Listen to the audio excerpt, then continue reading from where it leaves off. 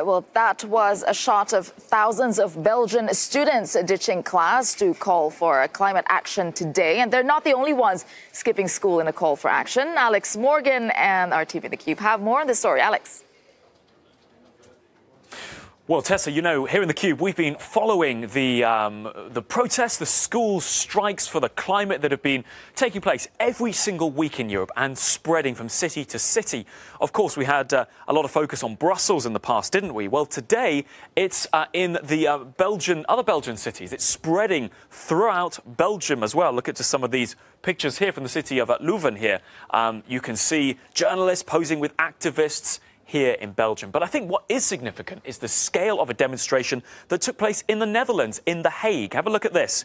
It's estimated to be around 10,000 strong. This on Snap Map, which is Snapchat's tool, which pinpoints videos geographically. You can see here students, the crowd of students that gathered here. These are videos uploaded by those attending themselves, hashtag Youth for Climate. But also you can see just the scale of this. This being part of this movement across Europe of young people standing up, walking out of class and demanding action on the climate. And in fact, I just want to bring up a photograph here from Kim. Kim is 29. She is running in the upcoming European Parliament election. She shared this video earlier in the day saying how excited she was that trains were being packed full of students commuting into The Hague from surrounding areas to attend the march. And then she herself was there in amongst these crowds that we just saw on Snap Map. You can see her video showing the sea of faces. She described them as being there from 12 years old all the way up to 18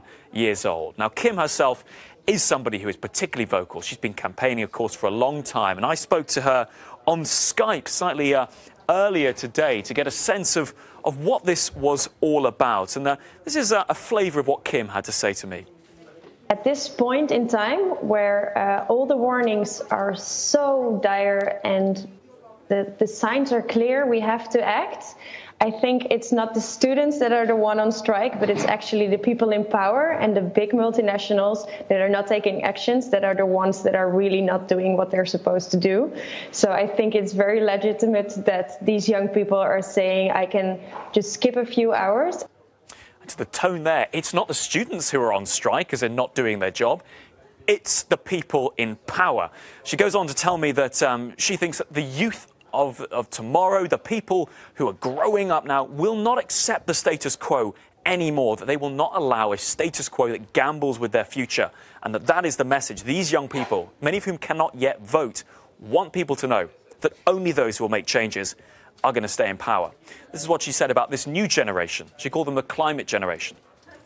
And to see that the youngest generation is, I mean, this is really the climate generation we're talking about here, that this generation is now on the streets to start protesting and to show that they want a different world and a better world and a future for themselves.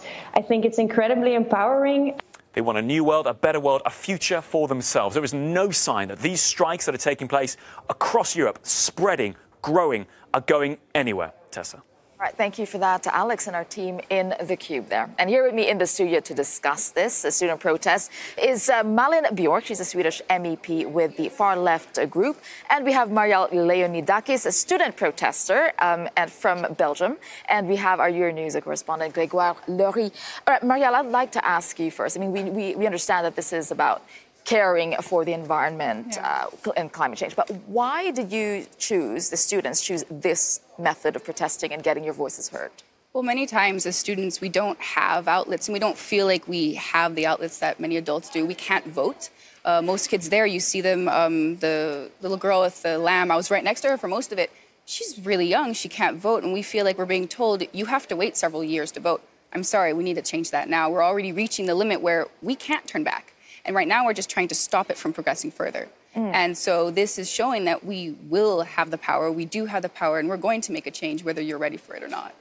Yeah, and you're right to point out that you can't vote yet, and they're trying to get their voices heard. And this is how politicians get into power, through votes. So are politicians actually listening? You as a politician, are you actually listening? Well, I think, yes, I would say so. And are your colleagues yeah. listening? Yeah. No, I would say, it's very impressive. It's, starting with this girl, a young person in Sweden, Greta Thunberg. She took to the street, and it's also like, I'm not accepting to be voiceless anymore. And I think it's not up for us politicians to react on that. And I think it's very, very interesting what's being asked for climate justice. Yeah. So already there is some kind of understanding. You have the understanding of what is needed, not only climate action, but justice. And also, in terms of young people, not only you're lucid about the seriousness of the problem, but maybe you're more prone to change also and accept that change is needed. Because as adults, and when I speak in this house sometimes, it's like, it's important, but not so much change. Yeah, and a lot of issues when it comes to change that are being brought up in the context of the European parliamentary elections, which are coming very soon. Do you think this climate change, or green wave, we can call it, is it driving the European parliamentary elections? Is going to play a crucial role in this? It should. I mean, you were talking about the green wave. We saw last year the green gaining seats in Germany, Belgium, Luxembourg.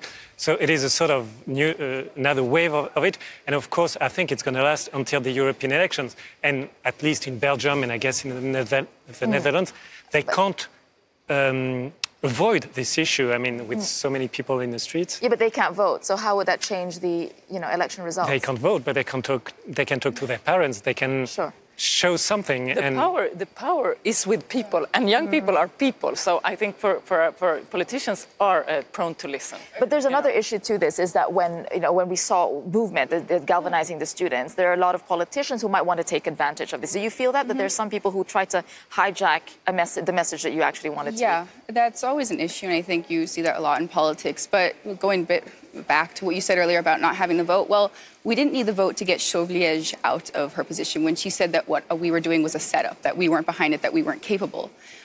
We didn't need to do that. That was us showing, the hypocrisy of what's occurring, that our very own politicians, she had an impact on climate issues of Belgium, and she was saying these things. So this is the minister that had to resign because she was getting bombarded with messages from students. And she said that it was a setup. Okay. Which is ridiculous. We are so you're saying that this movement does change something in politics. All right. Well, the protests, as you know, we saw so many young people. It is driven by a lot of students. But today, the movement also received some extra momentum, this time from 350 scientists and researchers. They signed a letter backing the climate change strike. Oceanologist and Professor Gert-Jan Brummer is one of them, and he's joining us now from Den Burg in the Netherlands. All right, Mr. Brummer, thank you for joining us tonight. So why are scientists actually backing this climate change strike? Well, actually, the problems that they put up with are exactly the same kind of problems that we see as marine scientists. We have seen this happening over the last, actually, decades, and we're now in the middle of it. They see the students see the urgency of this whole thing, actually, for as much as I'm concerned, better than the politicians do. And that's why we back this up. And with me, there are lots of other Dutch marine scientists that do exactly the same thing. All right. Does it make you optimistic to see this movement? It's galvanizing, getting more support in different parts of Europe? Yes, definitely. If we are going to do something, then we have to do it now. Otherwise, we're simply too late. They see the urgency of these things, and I completely agree with that. And what about what politicians, because at the end of the day, it's the politicians can actually change policy that would eventually impact, climate change. What do you think they could do concretely in terms of measures? What are you calling for in backing this climate change movement of the students? First of all, take it seriously. Look at the arguments and see what you can do, but actually do it. Things like CO2 tax, that is certainly a possibility to do it. Maybe you should drive slowly, not take the airplane that much if you don't really have to. What's all the hurry if you're destroying your environment at the same time? And, you scientists, you bring the facts to the table, and it's interesting that scientists are now backing students. Do you think that politicians still listen to experts and scientists, academics like yourself? I wish they would do that more, or at least translate this into actual policies that help to avoid what is coming at us at quite some speed. All right. Well, thank you for that, Mr. Brummer, talking to us there from Den Burg there. All right. I'd like to ask you, getting support from scientists and academics, how does it make you feel? Does it make you optimistic then? Well, yeah, it only reinforces what we're doing. It reinforces the future. It's not that we're doing this without any base whatsoever. It's that this is happening. We will be making a change. And it's based on science. It's based on facts. It's based on the fact that it has to happen. And we're going to make sure that it does, hopefully. Okay, and what about from a politician's point of view? When I asked him, are politicians still listening to scientists? And, do you still have discussions about I think we listen to scientists, we listen to people. And I think the importance now is that people speak about the green movement. I think it's also a red movement, because I think we need more change. And I think when conflicting interests are at stake, profits or planet, we have to be able to make systemic changes for the planet, not for profit.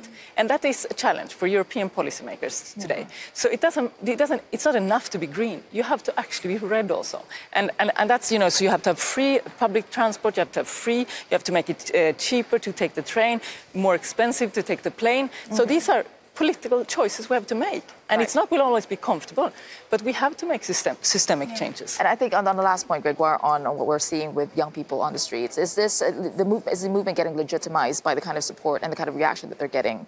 Yes. Genuinely, I mean. Yes, exactly. And there's a special bill, climate bill, that is taking place right now in Belgium, and some people say that it could be passed before the general election in Belgium in May through urgent procedure. So it means something is going on. I mean, I don't know if it's a political movement or the pressure from the street, but this is turning from slogans to action in a way. All of it together. All right. So on that note, we'll end there. We'll come back with a lot more on Loire politics for you. A big escalation and ongoing spat between two countries, France and Italy. The French government is recalling its ambassador from Rome after accusing Italy of playing politics after weeks of verbal attacks. Don't go away.